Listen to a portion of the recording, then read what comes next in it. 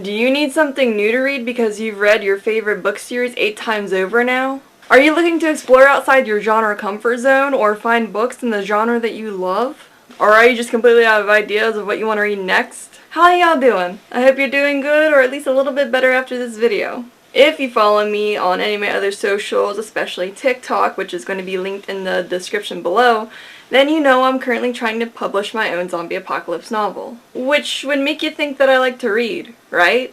Anyways, in the spirit of the holidays, I thought I'd give you guys my list of favorite books from the following genres if you are at all interested in any of them. And if you happen to be interested in my new book and you like zombies, horror, and writing, feel free to subscribe to my channel, hit the notification bell so you don't miss a thing. I hope there's at least a few books on this list that you guys would be interested in trying. And as a disclaimer, I will only be giving spoiler-free reviews and summaries that are accessible to the public without giving away the entire plot. And as I list them in the video, there will be a list in the description down below so that you don't have to be bouncing back and forth through the video to try and find it. And if future me thinks about it while I'm editing, I'll try and do timestamps in the description below as well, and attempt to do the chapter thing that YouTube has where, you know, it can section off each of the parts of the video.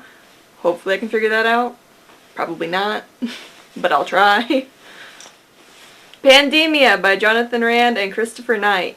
This was and still is one of my favorite books. I got this book during my freshman year of high school. I think I might have gotten it a year or so before.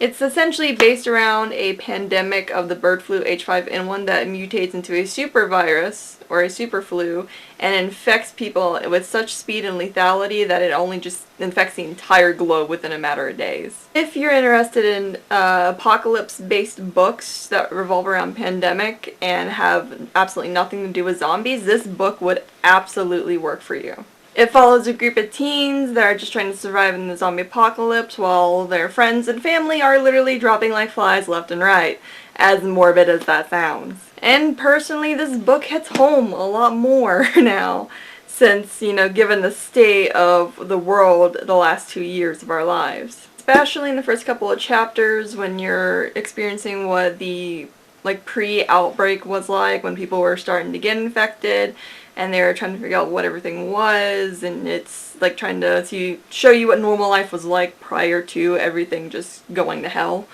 And I really love that, and I feel like it hits way too close to home sometimes, but it's an amazing read. And the genres that this book falls under is apocalypse, post-apocalypse, suspense, action, adventure. And though it's not really listed on its like little description thing, it's can kind of fall under survival fiction as well.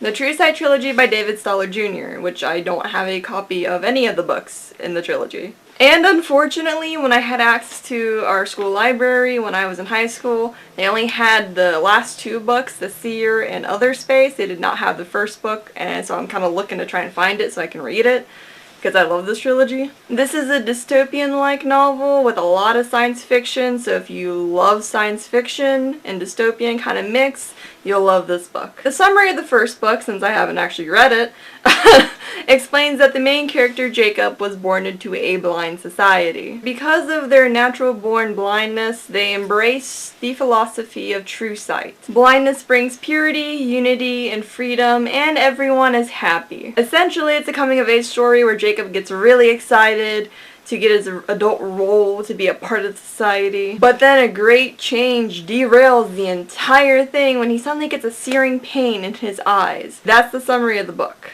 I think that's almost the exact summary of what's on the back of the book. This book series falls under young adult fiction, science fiction, and dystopian fiction. The Tunnel series by Roderick and Brian Williams, which I also don't have a single copy of any of these books, and it makes me sad because I genuinely love this series. I'm hopeful to start looking around online because I have the biggest itch to read them again. I love the series, like genuinely. Beginning with Tunnels, we also have Deeper, Freefall, Closer, Spiral, and Terminal. This book is actually categorized as children's literature, but as an adult, I still enjoy them to this day. I think it's really well written. The first book focuses on a young outcast boy named Will Burroughs, who has a dysfunctional family The only somewhat connection he has is with his father, Dr. Burroughs, who has an intense passion for archaeological excavation. Talking about this book makes me really sad because now I want to read it, but I don't got it, and I'm definitely looking online after I get done filming this. When Will's father mysteriously disappears, the kid starts digging and finds an entire secret subterranean society, and that's where I'm going to leave that because I could talk about this book for the entire video and I will spoil literally everything. If you're into science fiction, fantasy, adventure, action, and so many more genres that this falls under, then this is absolutely the book for you. Westerfield. Uglies by Scott Westerfield. I actually had to read this book for an assignment that was given to me by my school over the summer for summer reading. If you don't know what summer reading is, it's essentially your English teacher would give you a list of books to pick from, and whether you liked it or not, you didn't have a choice, you had to pick one, and you had to read it and do a book report on it or a project and turn it into your next English teacher the following year for it to be your first grade. Anyways, this book has an amazing message about loving yourself despite any flaws or imperfections you think you may have, and if you like dystopian books, you'll love this one. You follow the main character through her coming of age story where she's waiting to turn 16 to be taken to the city where they turn everyone pretty and be released into a new pretty town to live her new luxurious, perfect and beautiful life. Essentially what happens is that they do extensive cosmetic surgeries on you to make you the most perfect that you can be, and then send you off to live the life of luxury. Like, the entire city that the pretties live in is always colorful, and there's always fireworks going off every night and parties being thrown. Whereas those who are considered uglies live on the outskirts of this big city in these like little villages where they're told constantly what to do. They have like this entire schedule that they have to follow, classes, things like that, while they're waiting to get the freedom to do whatever they want and say whatever they want and just to live the life of luxury. The symbolisms and theme in this book is so good. Uglies is categorized as a young adult novel in science fiction, adventure, fantasy, and dystopian. The Vampire Kisses series by Ellen Schreiber. I read these books in middle school, and I'm not gonna lie, I still read them. I actually have every single copy of each book in this entire series. If you're a goth that loves vampires and you love a good vampire love story, then this book is definitely for you. They even did a manga-styled adaptation of the series, which I have 2 volumes of. The main character, Raven, falls in love with this awfully pale young individual who lives in a creepy, dark, empty mansion that had never been lived in before. Vampire Kisses is categorized as a young adult romance novel. So if you're interested in that, then this is definitely the book for you. I think there's like 6 or 7 books. Actually, I think there's 8. I want to say there's 8. I would have to go double check, but I can't get to all the other books at the moment, so I'm gonna say it's about 7 or 8 of them.